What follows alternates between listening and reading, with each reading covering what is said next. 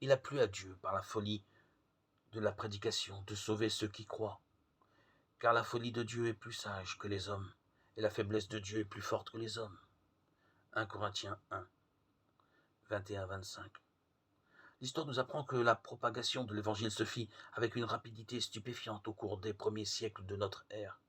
La foi au Seigneur Jésus, le Sauveur du monde, se répandit dans tout le monde antique, et cela en dépit de violentes persécutions. Tertullien, un de ceux qu'on appelle les pères de l'Église, a dit que le sang des martyrs était devenu la semence de l'Église. Un exemple parmi tant d'autres fut celui de Blandine à Lyon en 177. C'était une jeune esclave particulièrement chétive.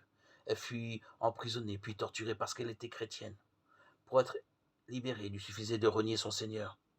On était sûr qu'elle le ferait tellement elle était fragile. Rien ne lui fut alors épargné. Le fouet, la chaise rougie au feu. Enfin les bêtes féroces, qui, à la surprise de tous, refusèrent de l'attaquer.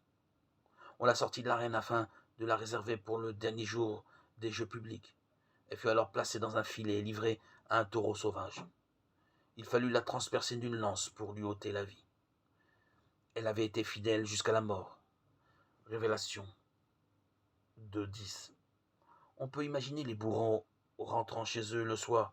S'ils étaient lucides, ils ont dû s'avouer vaincus, honteux et misérables. Ils avaient vu une chrétienne dont la foi avait brillé d'un éclat extraordinaire. Son sacrifice avait plus d'impact que beaucoup de sermons.